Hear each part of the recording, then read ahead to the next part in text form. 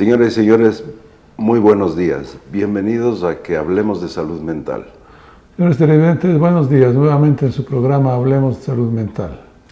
La semana pasada iniciamos una serie de programas sobre la bipolaridad. Habíamos hablado de que el trastorno bipolar o enfermedad maníaca o depresiva se caracteriza por periodos en los cuales hay una euforia, hay una enorme cantidad de energía en el individuo, menor necesidad de dormir, un aumento en la velocidad de pensamiento, y esto puede ir en un incremento hasta el punto en que el individuo rompe con la realidad, rompe con el juicio adecuado y empieza a tener delirios de gran poder. El sentimiento de estos individuos es tal que se creen realmente poseedores de la verdad absoluta, son los dueños de la verdad y los representantes de Dios en la tierra. Es decir, llegan al punto de hacer un estado psicótico en el cual hay una ruptura con la realidad. Este es el llamado manía. La manía en un momento dado produce tal desgasto del organismo que la persona ya no puede continuar con ese nivel de gasto permanente, casi no duermen, están con una energía enorme, hacen una cantidad de cosas insólitas y después de eso es muy frecuente que caigan en periodos de depresión, los cuales también pueden ser muy extremos. Entonces iniciamos la semana pasada sobre qué se hace con este tipo de personas a los cuales llamamos bipolaridad o trastorno bipolar tipo 1. Sí, ya habíamos mencionado algunas de las opciones, hicimos un listado inicial de algunas de las opciones terapéuticas que tenemos en estos casos, comenzando por el carbonato de litio, del cual creo que se habló más o menos en extenso, y nos quedarían pues el resto de estabilizadores de ánimo, en donde tendríamos pues los anticonvulsivantes y tendríamos los antipsicóticos atípicos. Bueno, y típicos también, que todavía en algunos casos se los utiliza, ¿no? Ahora, el tratamiento del trastorno bipolar evidentemente va a estar de acuerdo al estado en el cual estamos tratando. Es decir, probablemente, y lo habíamos dicho, en un estado de manía, que lo acabamos de describir, probablemente se va a necesitar hospitalización, independientemente de la parte medicamentosa, pero es una persona que en un momento dado tiene graves problemas a nivel familiar, graves problemas a nivel personal, graves problemas a nivel laboral, no tiene un juicio adecuado y puede hacerse daño a sí mismo o puede hacer daño por sus decisiones a otras personas. Entonces, en muchos de los casos de manía es necesario la hospitalización, además de la medicación que recibe, ¿no? Sí, porque si no está hospitalizado no va a haber una adherencia al tratamiento tampoco. Es decir, con todo ese sentimiento de grandiosidad que has mencionado muy bien, pues no se siente enfermo. Entonces, si no se siente enfermo, ¿para qué tomar medicamentos? Entonces, no va a haber una adherencia adecuada al tratamiento y este no va a surtir ningún efecto. Entonces, sí, en esos casos es una de las indicaciones, pues, un tratamiento internal en donde pues habrá que posiblemente utilizar medicación parenteral inicialmente, algunas opciones para tratar de que empiece a disminuir ese estado de exaltación placentera que caracteriza estos episodios, ¿no?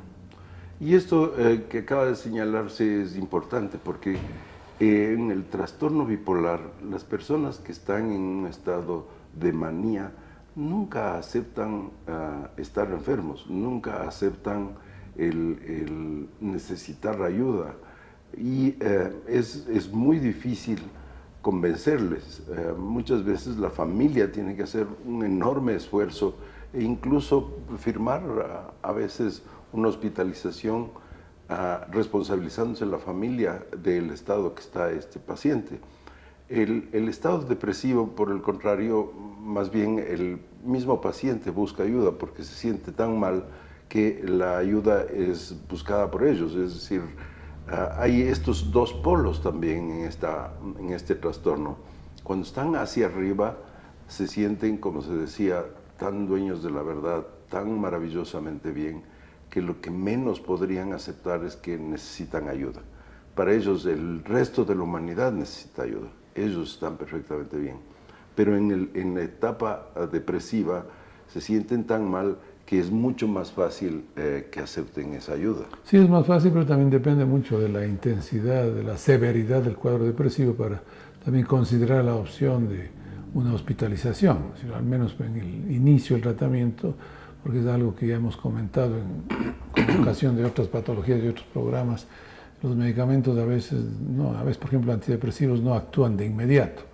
Entonces, dependiendo del perfil de tratamiento que se opte por un paciente en estas condiciones, también puede tener su riesgo de que esté en casa, un riesgo que atente contra sí mismo, por ejemplo, y entonces ahí sí es preferible tener un cuidado hospitalario en los pacientes en el episodio depresivo en sí. Claro, uno de los grandes riesgos justamente de la depresión en pacientes bipolares es el riesgo suicida. Simplemente es hasta cierto punto explicable de cómo un individuo que estaba en la gloria absoluta, con una enorme energía, con una capacidad de amar, con una capacidad de entrega, con una capacidad de resolver cualquier problema, que el pensamiento estaba pero acelerado al máximo, que tenía ideas maravillosas según el individuo, de pronto va a caer en una depresión en donde no tiene energía para levantarse, no tiene ganas de hacer nada, se siente culpable muchas veces de todas las cosas que hizo durante el poco juicio, durante la etapa manía. Es decir, está realmente en lo más profundo de una depresión. Entonces el riesgo suicida en estos pacientes es alto y en esos pacientes probablemente también un periodo de hospitalización va a ser necesario. Como decía el doctor Gallegos, en otros casos evidentemente se podrá hacer un manejo a nivel de casa. Y esa es una valoración que es muy delicada y a realizarse por parte del especialista, ¿no? Si el psiquiatra tiene que tratar de determinar, tratar de analizar los factores de riesgo que se den en uno u otro caso para decidir o no una hospitalización. Porque muchas veces puede haber una cierta resistencia, inclusive por parte de la familia. Y claro, la decisión evidentemente tiene que ser compartida, uno tiene que explicar claramente a los familiares y si es posible al paciente también según su condición, los riesgos que tiene uno u otro cuadro y por qué en determinado momento uno sugiere una hospitalización. Yo creo que las hospitalizaciones psiquiátricas han ido disminuyendo notablemente con el paso de los años, y lo que hacíamos hace algunos años, que prácticamente había con mucha frecuencia se hospitalizaba pacientes. Yo creo que ahora los medicamentos que disponemos son tan nobles y tan eficaces que sí nos han disminuido notablemente las frecuencias de hospitalizaciones. Pero creo que sí hay casos en los cuales correctamente valorados, pues esa es una indicación por la seguridad del paciente y por la seguridad de la familia. Básicamente eso es lo que hay que tomar en cuenta para este tipo de decisiones, ¿no? Entonces, volviendo a la parte de tratamiento, y habíamos hablado del litio. El litio es una sal natural que tiene la gran ventaja de que cubre los dos lados del espectro del trastorno bipolar. ¿Qué quiere decir esto? Que cubre los dos lados. Es un buen medicamento para la fase de manía y es un buen medicamento para la fase de depresión. Es decir, en ambos polos actúa. Es uno de los estabilizadores de ánimo más completos y dentro de las estadísticas mundiales en relación a datos epidemiológicos, dentro de los estabilizadores de ánimo es el más efectivo para prevenir suicidio. Este es un medicamento interesante porque si es que está en estado de manía, probablemente la respuesta no va a ser inmediata y necesitemos, como se mencionó, algún otro medicamento, probablemente un neuroléptico atípico o típico, como se dijo, o si es que está en el lado depresivo, podríamos utilizar un antidepresivo. Los dos van a ser generalmente por periodos cortos de tiempo, es decir, hasta que logramos una estabilidad, una eutimia, un estado normal, y probablemente ahí le dejemos únicamente con el estabilizador de ánimo tipo litio.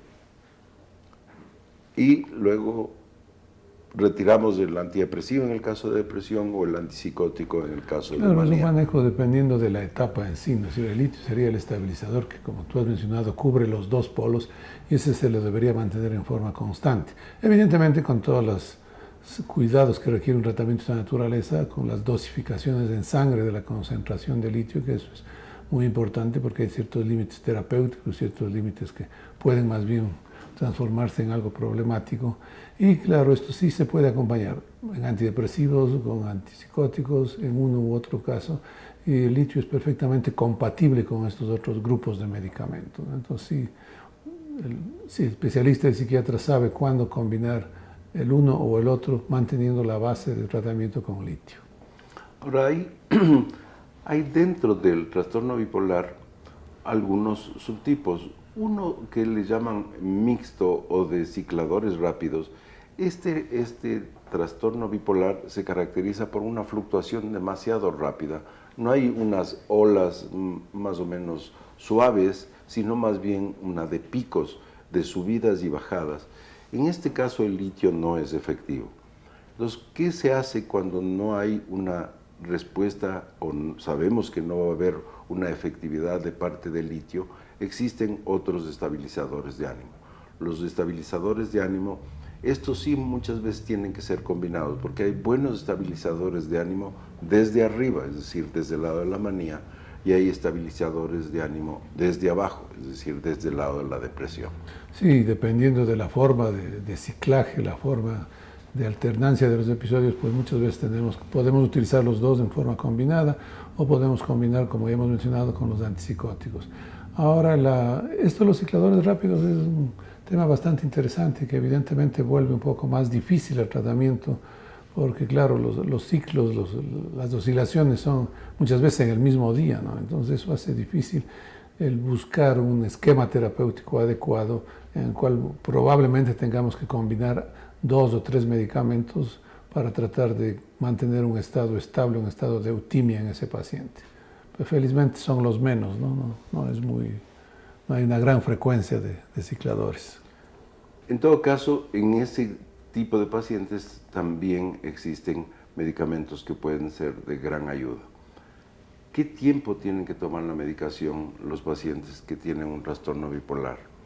Una de las cosas más difíciles de decir, unas cosas más difíciles para una familia y un paciente de aceptar, es que tiene que ser de por vida.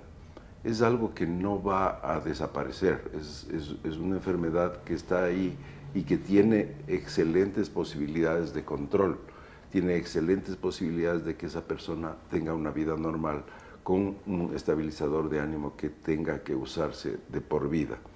Y muchas veces, si el aparecimiento es temprano, es mucho más difícil la adherencia terapéutica. Es decir, mientras más joven ha sido el aparecimiento del cuadro, es más difícil que acepten el hecho de tomar medicación por el resto de la vida. Sí, yo creo que esa es la parte medular y la parte difícil de este tratamiento.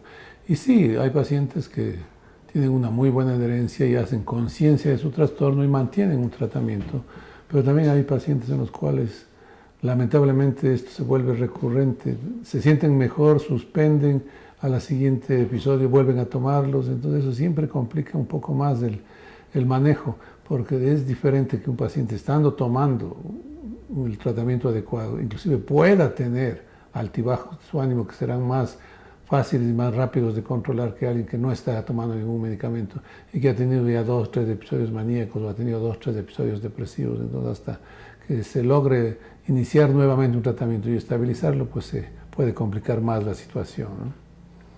Bien, vamos a unos anuncios y regresamos con ustedes en un minuto.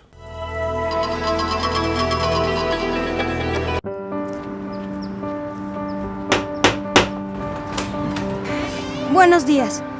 Vengo a leerte tus derechos. ¿Mis qué? Todos hemos nacido libres e iguales. No discrimines. Tienes el derecho a la vida.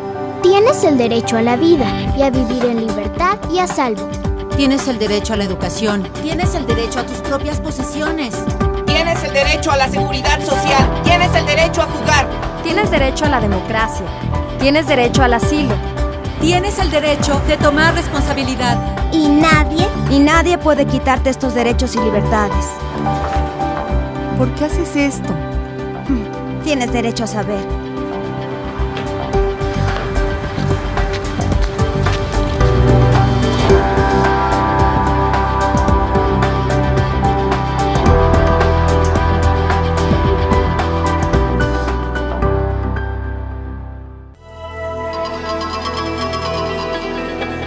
Bien, la largura bienvenidos nuevamente a que sigamos hablando. Estamos hablando sobre el tratamiento del trastorno bipolar y habíamos señalado que una de las cosas difíciles justamente en pacientes bipolares y a veces también en la familia o muchas veces más en la familia es la resistencia a tener que tomar una medicación de por vida. Y esto ocurre con mucha frecuencia en el área de la psiquiatría, habíamos señalado. No hay mucha resistencia a que uno tome un antihipertensivo de por vida porque tiene el riesgo de un infarto o de un derrame cerebral. No hay resistencia a tomar medicamentos para la diabetes porque saben que puede haber un coma diabético e incluso la muerte por exceso de glucosa. Pero en el área de la psiquiatría es difícil y sobre todo porque cuando se ha dado una medicación estabilizadora de ánimo, el individuo vuelve a estar normal, vuelve a sentirse bien y al sentirse bien empieza a dudar de que un medicamento que esté tomando le haga sentir bien, porque esto es una sensación emocional. En cambio el medicamento es una cosa física. Esa cosa física entienden que pueda actuar sobre cosas que son medibles como la hipertensión o los niveles de glucosa. Pero esta división entre mente y cerebro, entre cuerpo y alma, como quieran llamarlo, es difícil de aceptar para la gente y creer que ese medicamento es el que me está haciendo bien.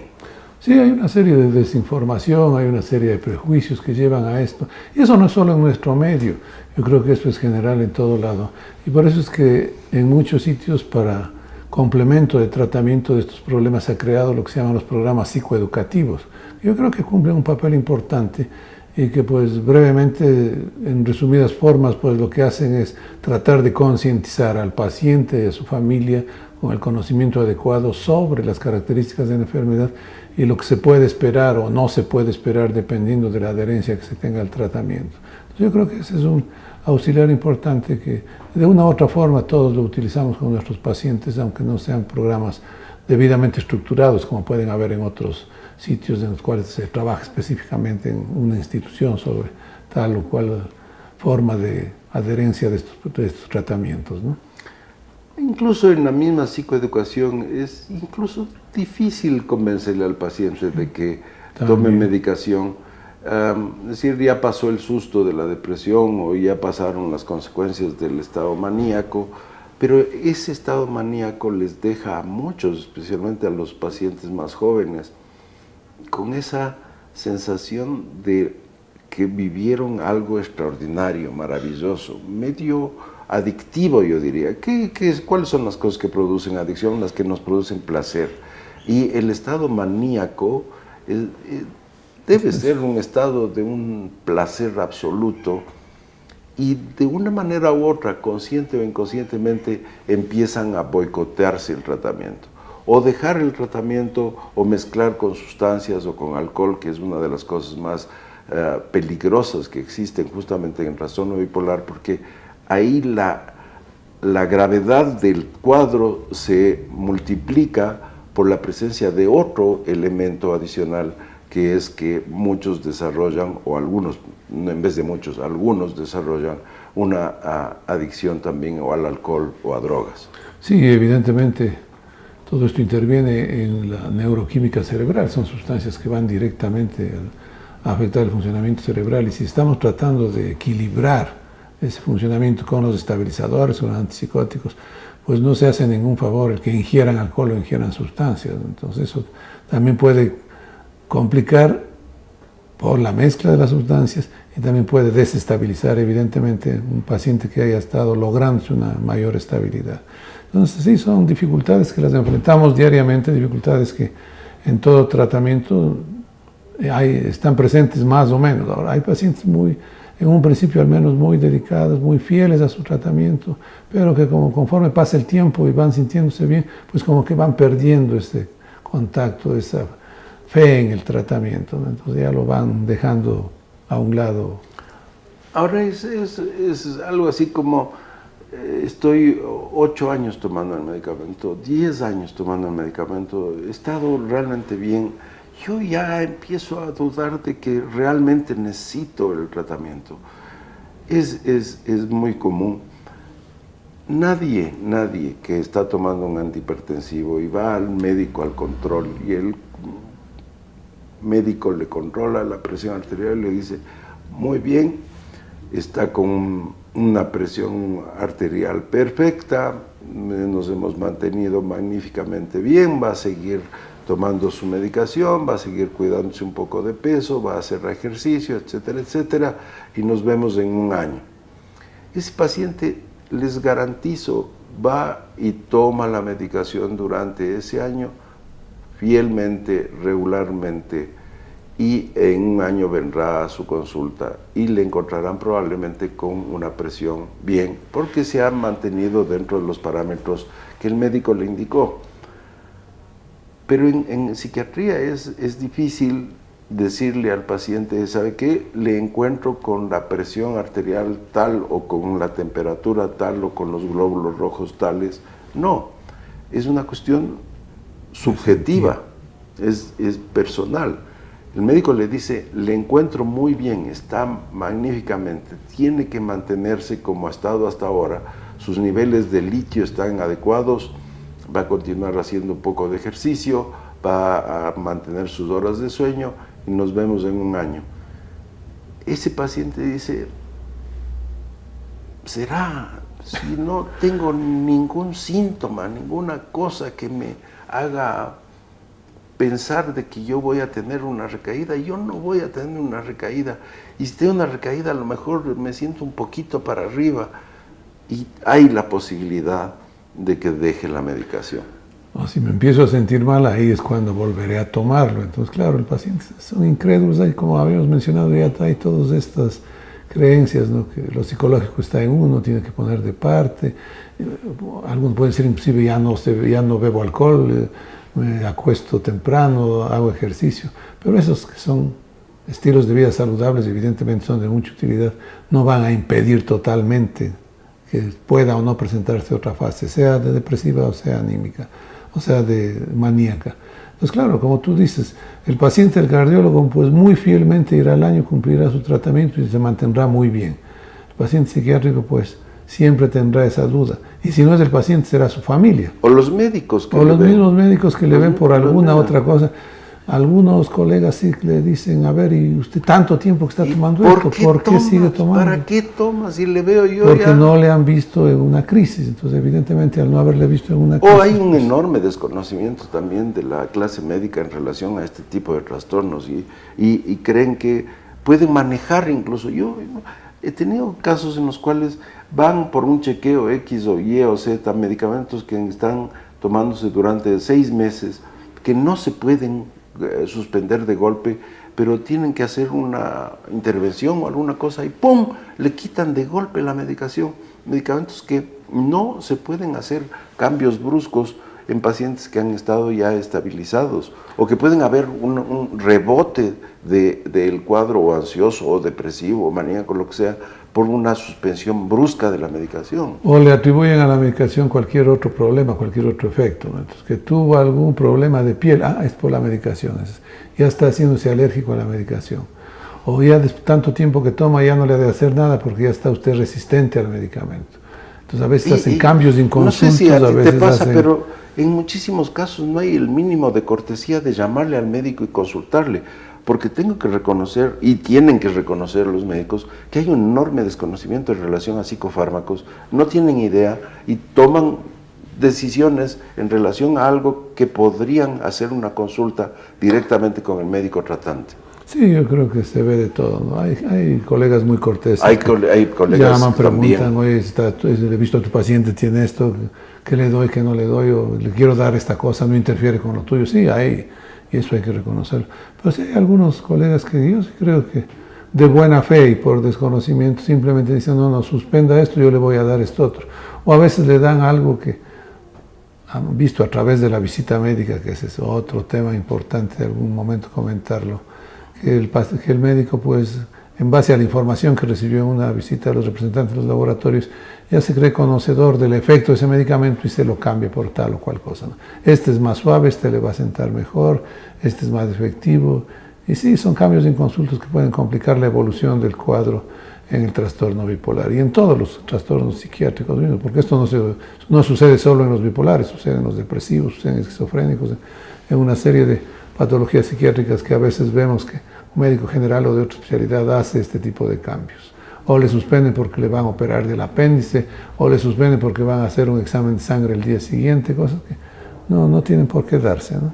Y eso tiene que hacer, el paciente también tiene que exigir de una manera u otra, es decir, podríamos consultarle a mi médico, podríamos consultarle al doctor que me está dando esta medicación. Lo que pasa es que muchas veces los mismos pacientes evitan decirles a los médicos que están tomando cierto tipo de medicamentos porque saben que pueden haber resistencia. Entonces, con estos errores de buena fe, nos quedamos hasta la próxima semana en que continuaremos con el tema de trastorno bipolar y su tratamiento. Hasta la próxima semana. Buenos días.